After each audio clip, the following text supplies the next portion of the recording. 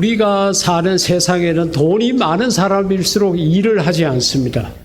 능력이 많은 사람일수록 일을 하지 않고 권세가 높은 사람일수록 일을 적게 하죠. 입으로만 하면은, 명령만 하고 지시만 하면은 다 합니다. 그런데 성경 속에 나타나 있는 하나님 보면은 능력도 많으시고 늙지도 아니하시고 병들지도 아니하시는데, 우리가 생각할 때는 하나님이 그냥 가만히 계셔도 먹고 사는데 지장이 없으시고 만수무강하는데도 어려움이 없을 것이라 이렇게 생각을 할 수가 있는데, 놀랍게도 성경에는 하나님이 일을 하신다 그렇게 말씀하셨고, 또 성경 곳곳에 보면 하나님의 일하심을 알 수가 있습니다. 요한복음 5장 17절 가운데 보면은 예수님께서 하신 말씀입니다. 예수님께서 뭐라고 말씀을 하셨는가 하면은 내 아버지께서, 여기서 내 아버지라는 것은 하나님을 두고 하시는 말씀입니다.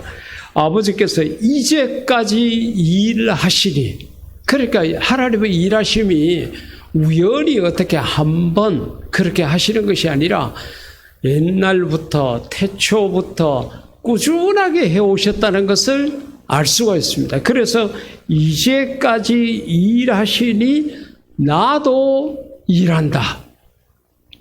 그러니까 하나님 아버지도 일하시고 예수님도 일하신다는 것을 두 개를 동시에 우리는 이 말씀 속에서 확인할 수가 있습니다. 그렇게 위대하시고 거룩하시고 능력이 많으시고 권세가 있으신 그 하나님이 뭐가 답답해서 저렇게 일을 할까? 우리가 그렇게 생각할 수 있을 만큼 하나님은 일 안 하셔도 될 것 같은데, 하나님도 일하시고 예수님 일하시고, 그러면 성령님은 빈둥빈둥 놀고 계실까요?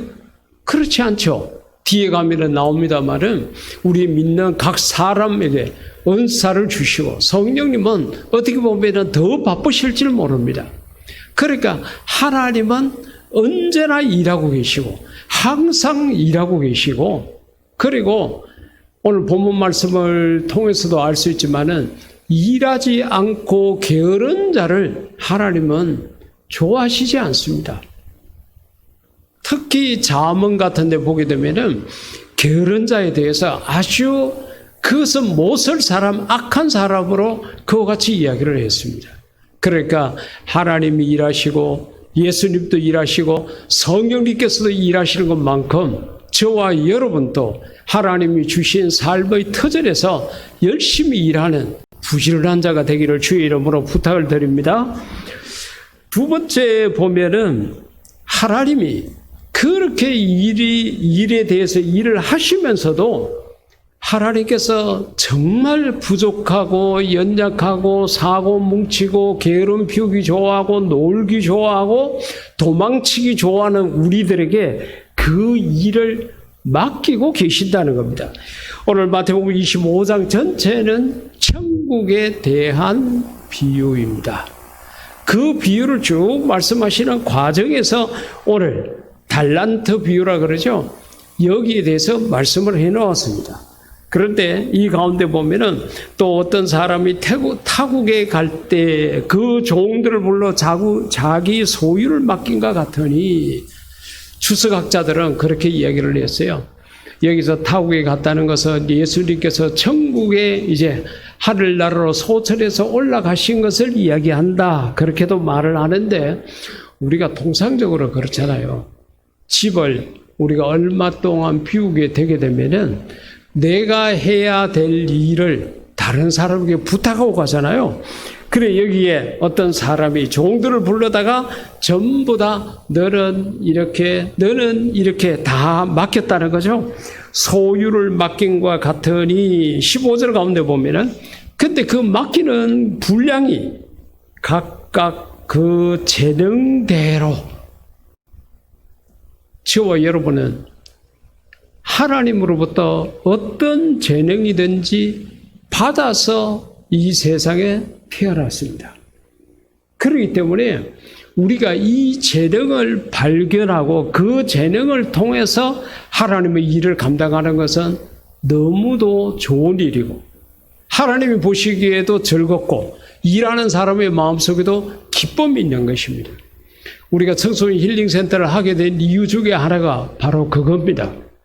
아이들이 학교에 가서 공부를 잘 하지는 못하지만은 그러나 운동을 잘하거나 노래를 잘하거나 뭘 만든 거를 잘하거나 분명히 그 아이가 가지고 있는 재능이 있다는 거예요. 그런데 학교에서는 오직 공부입니다. 공부 점수를 가지고 아이들을 평가하고 아이들을 줄을 세웁니다. 그러니까 공부하는 데 소질이 없는 아이는 학교에서 인정받지 못해요. 학교 생활에서 아웃사이더로 자꾸 쳐지게 됩니다.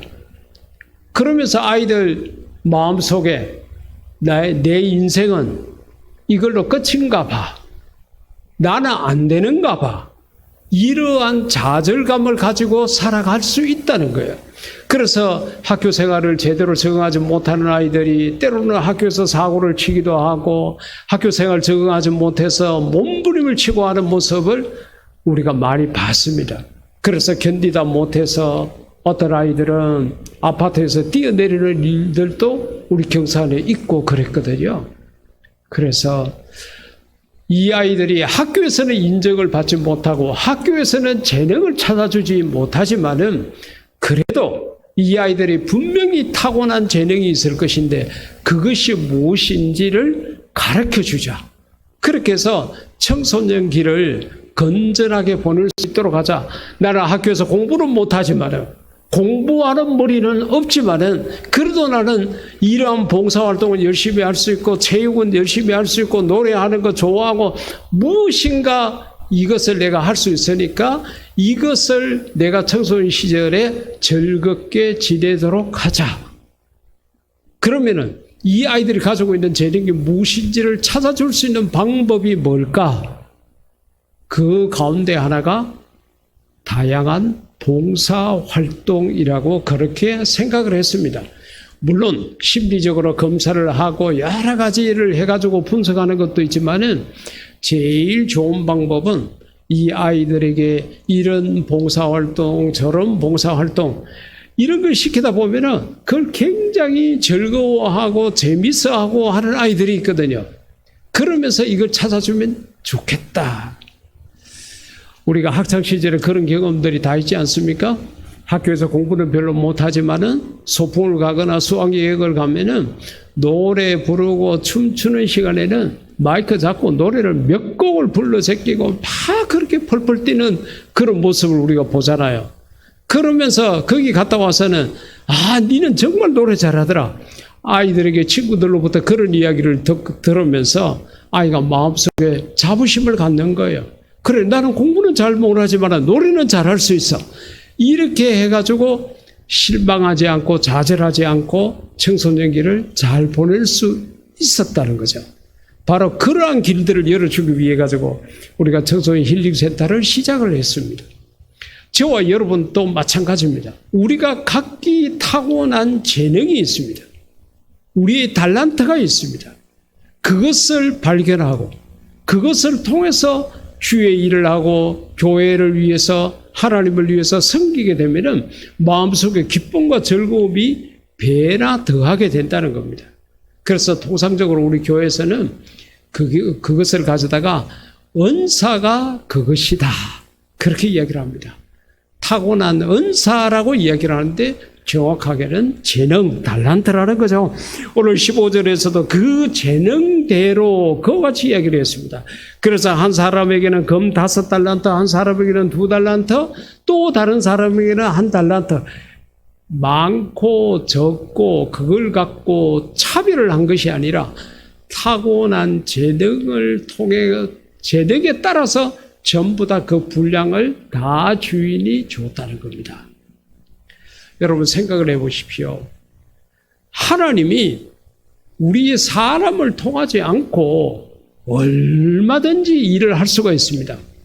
가령 예를 들어서 지금 우리 한국 교회가 국민들의 근심거리가 되고 백성들의 지탄거리가 되고 있지만은 하나님께서 말씀 한마디로 이 한국 교회를 새롭게 할 수 있고 고칠 수가 있고 정말 교회들마다 사람들이 차고 넘치게 얼마든지 그렇게 할 수 있는 능력이 있으십니다.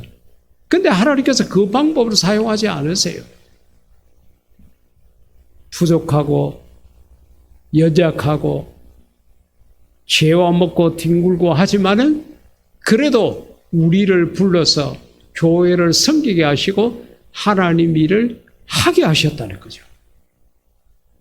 하나님께서 왜 이렇게 우리에게 이 귀한 일, 이게 뭐 하다가 경제가 잘못되고 사람의 생명이 왔다 갔다 하고 이게 아니라 이건 정말로 그 생명이 지옥을 갈 수도 있고 그 생명이 천국을 갈 수 있는 귀중한 일입니다. 이 엄청난 일을 우리에게 맡기셨다는 거죠. 여러분, 큰 회사나 아니면 군대 같은 데 가더라도 비밀이라는 것이 다 있습니다. 그리고 그 계급에 따라 가지고 그 직책에 따라 가지고 그 비밀 문서를 열람할 수 있는 자격이 주어집니다. 그래서 상급 자격증이 있고 2급 비밀 취급 자격증이 있고 이런 식으로 구분이 되어져 있습니다. 그때 한 사람을 천국 가게 할 수도 있고 지옥 가게도 할 수 있는 그 놀라운 복음을 전할 수 있는 이 귀한 일을 우리에게 맡겼다는 것은 하나님의 최고의 비밀을 저와 여러분에게 믿고 맡기셨다는 것이 됩니다. 이 일이 얼마나 귀하고 소중한지 모릅니다. 우리가 이 일에 대한 가치를 잘 모르고 하니까 기분 좋으면 하고 기분 나쁘면 안 하고 내 마음에 들면 하고 내 마음에 안 들면 하지 않고 우리가 쉽게 팽개치고 덩지고 도망치고 이렇게 해서 그렇지 이 일이 얼마나 소중한 일인지 모릅니다. 우리가 어떤 직분을 맡았든지 간에 하나님이 우리에게 달란트를 주시고 그것을 우리에게 맡기셨다는 것에 대해서 감사하게 생각을 하고 여러분들이 맡은 일에 충성을 다할 수 있기를 주의 이름으로 부탁을 드립니다. 자, 여기까지는 괜찮아요.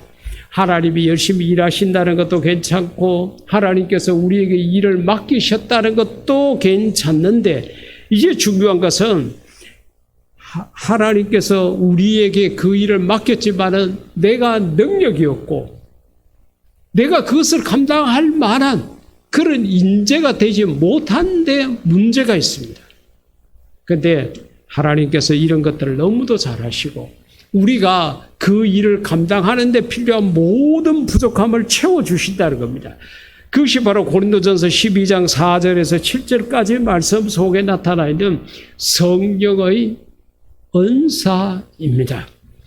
은사는 여러 가지나 성령은 같고 직분은 여러 가지나 주는 같으며 또 사역은 여러 가지나 모든 것을 모든 사람 가운데서 이루시는 하나님은 같으니 그러니까 은사가 다양하게 나타나고 그렇게 하더라도 결국은 그것이 우리에게 일을 맡기신 하나님에게서 나왔다는 거예요.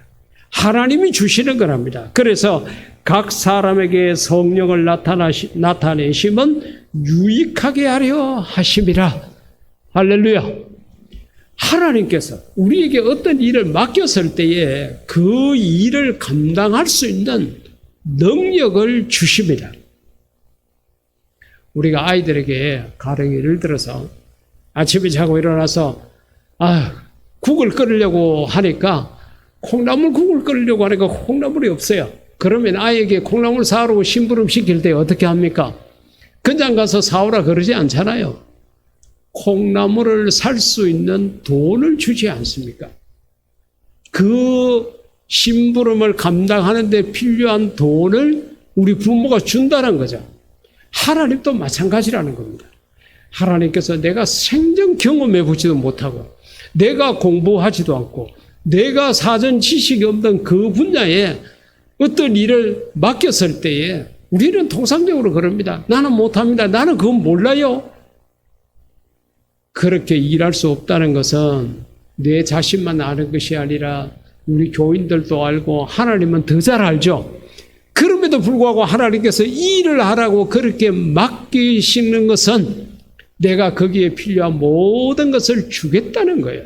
그리고 실제적으로 주시는데 그 대표적인 것이 성령님의 은사라는 것입니다.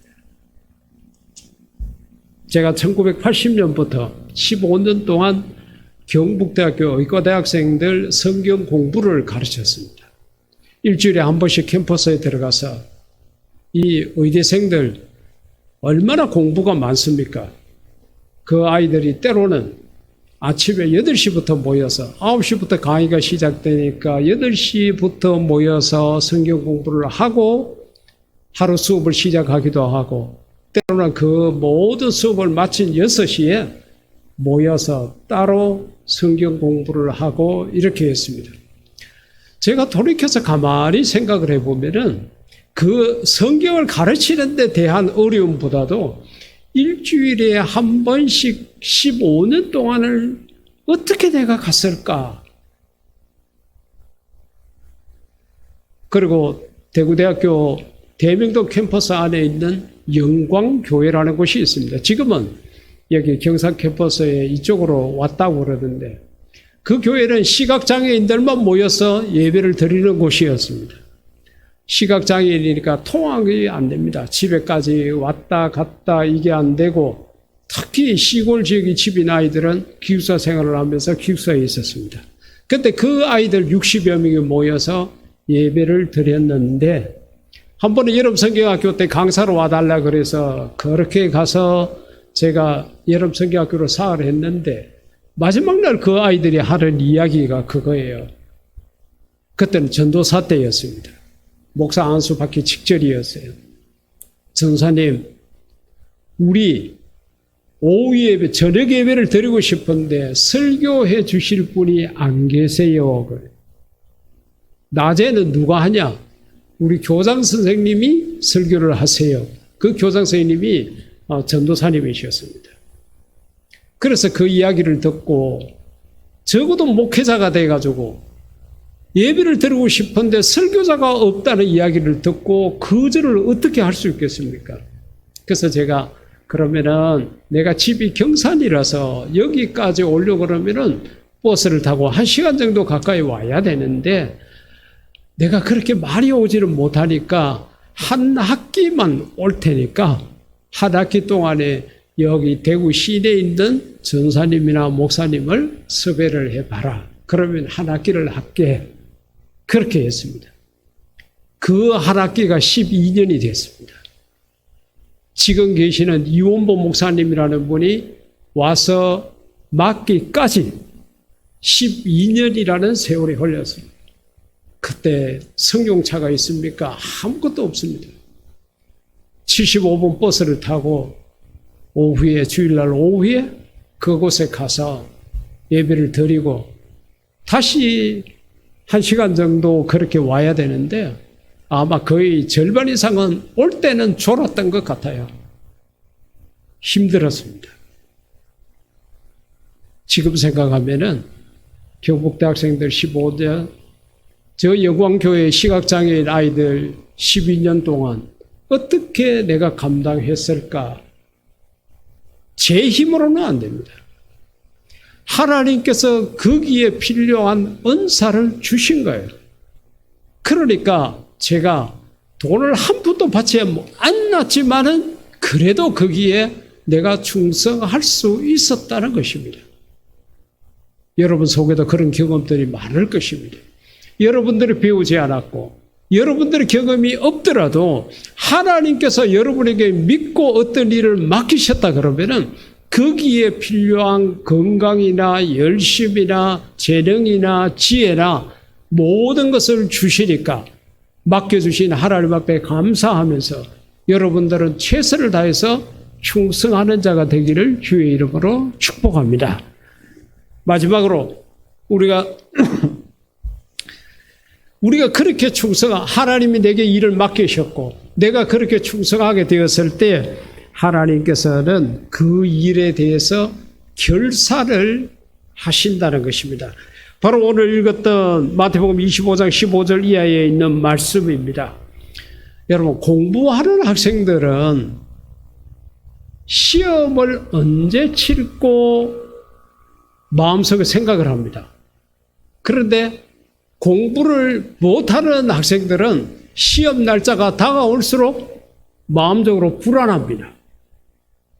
야, 이 공부한 것은 없고 아무리 공부해도 안 되는 것 같고 이것도 중간고사를 쳐야 되고 기말고사 쳐야 되고 나중에 뭐 학력평가를 위한 시험 또 쳐야 되고 이런 걱정이 되지만은 공부를 열심히 한 학생은 시험 날이 기다려져요. 야, 시험 빨리 안 치라.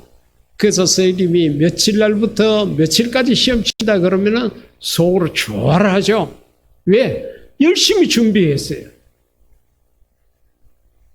오늘 이 마태복음 25장 15절 이하에서 주는 교훈이 바로 시험 날짜가 정해진 것과도 같습니다.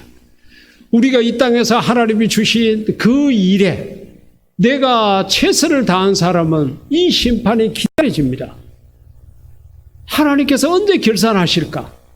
내가 이만치 헌신했는데, 내가 남모르게 이렇게 수고를 했는데, 교인들이 알지 못하지만 내가 얼마나 많은 헌신을 했는데 하나님이 다 보셨을 거야. 하나님께서 이제 나에게 무슨 상을 주실란가? 야, 빨리 하나님 앞에 갔으면 좋겠다. 세상이 이렇게 코로나로 말미암아 막 그 사람들이 죽어나고 병들고 막 이런 위기 속에 빠지게 되면은 내심 마음속에 기쁨이 있어요. 이야, 이러다가 나도 빨리 갈 수 있겠네. 빨리 하나님 앞에 가서 정말 내가 일한 것에 대한 대가를 받을 수 있겠네, 상급을 받을 수 있겠네 하는 그런 마음이 드는 거예요. 그러나 그러한 믿음이 없는 사람들은 이래도 일하다가 죽는 거 아니가 늘 마음에 걱정하고 근심하고 불안하게 살다가 결국은 세상을 떠나게 되는 것입니다. 오늘 이 말씀 가운데 보면 19절 가운데 특히 오랜 후에 그 종들의 주인이 돌아와. 주인이 안 오면 참 좋은데, 시험 날짜가 안 오면 좋은데 주인이 돌아온다는 거예요.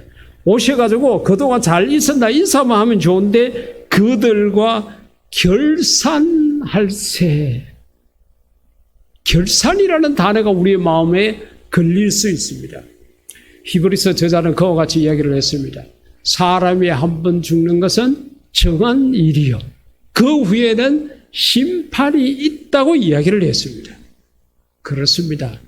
여러분, 우리가 이 세상에서 100년을 살면은 내가 세상에 100년 동안 살겠는데 뭘 했느냐 물어보시겠죠.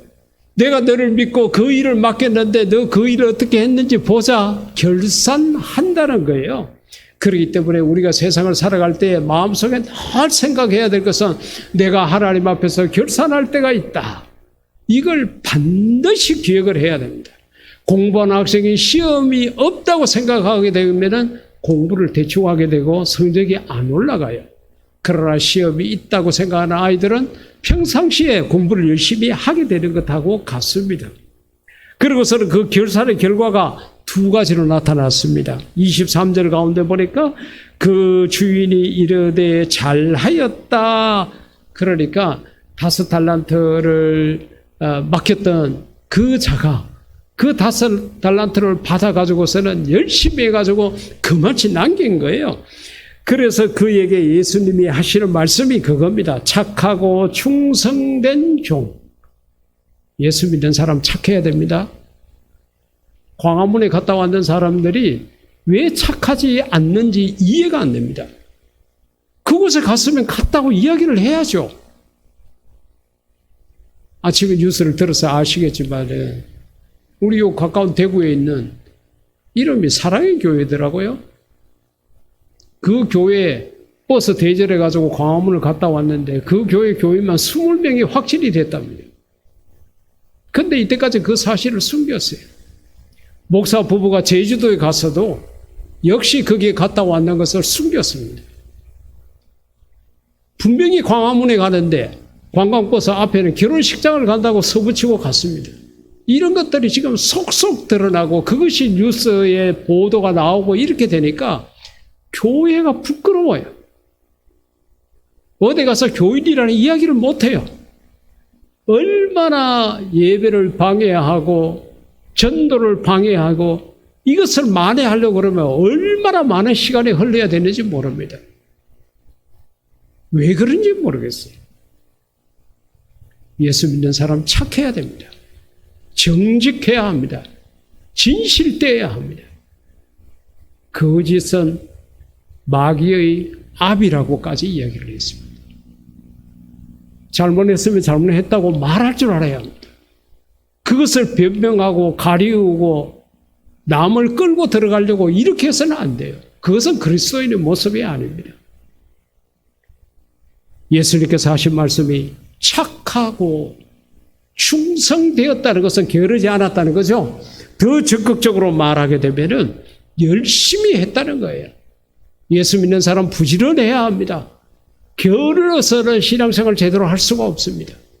예수님은 얼마나 열심히 일을 하셨는지 배가 뒤집힌다고 어부 출신인 제자들이 소리를 지르고 죽는다고 비명을 지르는 그런 자리에서 정말 그런 배에서 잠을 주무실 만큼 몸이 피곤하도록 일하셨습니다. 그 뜨거운 이스라엘 땅에 온 성과 초를 두루 얼마나 다니시면서 사역을 하셨던지 밤이 되면 거의 저녁에 잠만 주무셨습니다. 우리 예수 믿는 사람 부지런해야 돼요. 게으르면 안 돼요. 교회 생활만 그렇게 해서 되는 게 아니라 직장에서도 마찬가지. 우리 직장에서 제일 부지런한 사람 누구냐 물어보면은 예수 믿는 우리가 지목이 돼야 돼요. 예수 믿는 사람이 게으르고 나태하고 이렇게 하면 안 돼요. 주인이 그럽니다. 착하고 충성된 종아, 너가 적은 일에 충성하였으면 내가 많은 것을 너에게 맡겨야.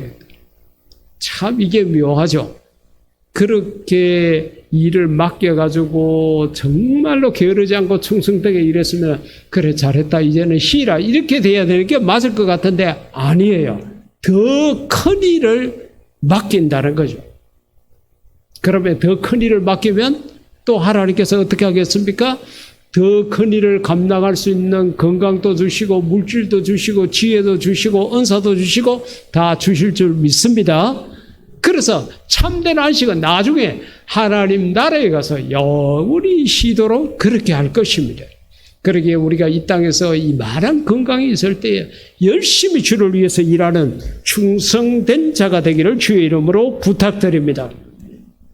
그런데 한 달란트 받은 자는 30절에 그 결과가 비참하죠.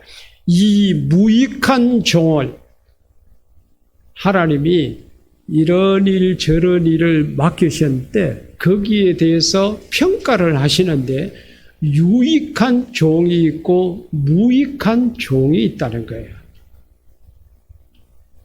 아무런 덕이 안 된다는 거예요. 무익한 종. 내가 한 달란트를 줬는데 그 한 달란트를 그냥 땅에다가 묻어놨다. 그러니까 주인이 뭐라 그래요? 차라리 그것을 돈놀이하는 사람에게 맡겼으면 이자라도 받을 거 아니냐. 왜 그걸 땅에다가 묻어놨느냐. 주인이 봤을 때는 전혀 도움이 안 돼요. 그래서 무익한 종 그렇게 말을 했습니다. 그러면서 바깥온 어두운 데로 내쫓아라. 주인하고 상관없는 종이 되었습니다. 내쫓김을 당했습니다. 그제서야 후회를 하죠. 후회를 하고 어떻게 합니까? 슬피 울며 이를 갈리라. 둔한 마음에도 이를 갈 수도 있겠지만은 아마 내가 왜 그렇게 했던가 하는 후회가 그 마음속에 더 컸을 것 같습니다. 하여튼 이 한 달란트를 받았던 악하고 게으른 종 이름이 그렇게 붙었어요. 악하다는 거죠. 게을렀다는 겁니다. 우리가 하나님 앞에 서게 되었을 때 아마 착하고 충성된 종이라 아니면 그 반대 정말 무익한 종, 이렇게 될 수 있을 것입니다. 어느 자리에 서게 될 것인지는 내 스스로가 잘 알 수 있습니다. 그러나 우리가 지금 생각해야 될 게 있습니다. 어떻게 해요? 지금부터라도 내가 죽도록 충성해야 되겠다. 하나님께서 나를 믿고 맡겨주셨는데 내가 이거 귀찮다고 힘들다고 이 십자가 내팽개치고 도망가는 것이 아니라 주님이 달린 십자가에 나도 달리겠다고 생각하는 것이 중요합니다. 하나님께서 지난 10년간 청소년 아침 무료급식을 우리에게 맡겨주셨습니다. 그때 우리에게는 돈이라는 것은 없었습니다. 그래서 제가 우리 성도 여러분들에게 두 가지를 부탁드렸습니다. 하나는 이 일을 위해서 기도해 주십시오. 또 하나는 이 일을 위해서 한 달에 5,000원씩만 헌금을 해 주십시오. 두 가지 부탁을 드렸습니다. 그때 여러분들이 반대하지 않아서 오늘까지 이르렀습니다. 하나님께서 여러분들이 드린 기도, 여러분들이 드린 그 물질을 오병이어같이 사용하셨습니다. 그래서 83,000명이 넘는 많은 사람들에게 아침밥을 나누었습니다. 그리고 우리가 저 일을 통해서 많은 하나님의 영광을 드러내고 아이들에게 꿈과 희망을 또 사랑을 우리가 전해주고 있습니다. 우리 교회 이름으로 된 종이 전도지를 나가서 전해주지는 않지만은 그래도 우리가 저 청소년 아침 무료 급식을 통해서 우리는 쉼없이 하나님 사랑을 흘려보내고 있고 교회 이름을 나타내고 있습니다. 어떻게 우리같이 부족하고 연약한 자들을 통해서 이 일을 그렇게 할 수 있었을까? 모든 것이 하나님 은혜입니다. 하나님께서 다 하셨습니다. 우리가 게으르고 우리가 쓰러지고 우리가 나태하고 우리가 불평하고 우리가 못한다고 그랬을 때 하나님께서는 그때마다 필요한 물질을 주시고 필요한 사람을 보내주시고 필요한 물질들을 풍족하게 하셔서 오늘날까지 이렇게 했습니다. 하나님께서 언제까지 이 일을 우리에게 맡겨주실지 우리는 모릅니다. 그러나 분명한 것은 우리가 악하고 게으른 종의 자리에 서지 아니하고 착하고 충성된 종의 자리에 설 때까지는 하나님께서 저 일을 우리에게 맡기실 것입니다. 지난 10년 동안 지내온 것 하나님 앞에 감사할 줄도 알고 하나님 앞으로도 우리에게 더 큰 일을 맡겨주십시오. 2주 전부터 교회 주보에 합심기도 제목으로 올리고 있는 것 중에 하나가 어려운 한국 교회를 많이 도울 수 있는 교회로서 달라고 그렇게 기도 제목을 올렸습니다. 코로나19로 말미암아 경제적으로 어려움을 당하고 있는 많은 미자립 교회들이 있습니다. 저와 여러분은 우리 교회가 가진 돈은 없지만은 하나님은 풍족하십니다. 이 일을 우리에게 맡겨주십시오. 무료 급식처럼 정말로 어려운 교회를 물질적으로 돕는 것에 우리 교회를 통로로 서 주십시오. 그렇게 기도하면서 그 기도 제목을 넣었습니다. 우리가 그렇게 시간이 가고 날이 갈수록 더 크게 쓰임 받을 수 있기를 주의 이름으로 부탁드립니다. 어제도 서울역에서 사진을 하나 찍었습니다. 우리 교회 홈페이지에 보면 있지만은 서울의 게스트하우스 저 건물에 20세대 이상 들어가면 좋겠다고 몇 년 전에 제가 가서 그 건물을 사진을 찍고 그 건물을 두고 하나님 저곳에 게스트하우스를 운영할 수 있게 해달라고 기도하기 시작하면서 제가 그 건물을 볼 적마다 늘 그렇게 기도하고 있습니다. 우리로서는 상상할 수 없는 일이지만은 하나님이 우리에게 맡기시면 우리는 할 수가 있습니다. 그러기에 우리가 하나님이 일하시는데 우리가 부름받았다는 데 대해서 감사한 마음을 잊지 말고 하나님께서 우리에게 맡겨주신 청소년 힐링센터나 청소년 아침 무료 급식센터나 우리 상담소나 이 교회 관련된 모든 일에 여러분들이 감사한 마음으로, 기쁜 마음으로, 즐거운 마음으로 이 일을 잘 감당을 해서 나중에 하나님 앞에 갔을 때에 착하고 충성된 종이라 칭함받을 수 있는 그런 우리 모두가 될 수 있기를 주의 이름으로 축복합니다. 이 시간 우리 다 같이 기도할 때에 하나님 이때까지 무료급식을 우리에게 맡겨주셔서 감사합니다. 이제는 물질적으로 어려운 한국교회를 돕는 도구로 우리를 사용해달라고 기도하시겠습니다.